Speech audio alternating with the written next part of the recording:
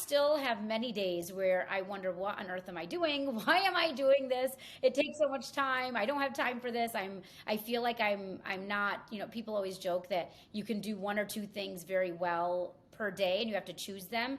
I often feel like I'm not doing anything well on a certain day, and I have to just come to terms with the fact that I'm not going to be perfect, and I'm going to make mistakes, and there's going to be missteps along the way. I also think it's important for people to remember everyone's not going to support you. Everyone is not going to agree with what you're doing. I've had many people tell me that what I'm doing is career ending. I've had people tell me that I'm not a true academic. I've had people tell me that I'm not a true leader because the work that I'm doing doesn't matter. So I've had a lot of naysayers along the way. And when you hear something like that enough times, it does start to chip away at your confidence and chip away at your desire to do these types of things. So I've been there, and I still am there on many days.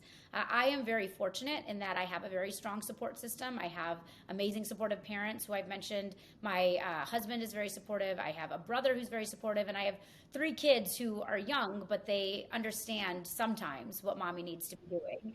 So I think that's been the way I've been able to navigate through this, and that I have that core group of supportive individuals who I know have my back.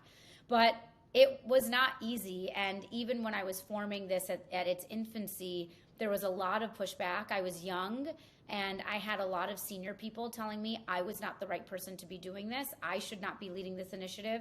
I should not be the one who is creating this type of programming because I was too young. I had one person tell me I shouldn't be creating it because I was a woman. And I said, but the programming is for women and men, because we now have allyship training as well. But I've heard all sorts of things. I've had people tell me I should be focusing more on my family, that I'm not going to be a good mom because of this, that I'm not going to be a good partner or wife because of this. And so, I think the biggest challenge for me is making sure I'm filtering out the negative and focusing on the positive.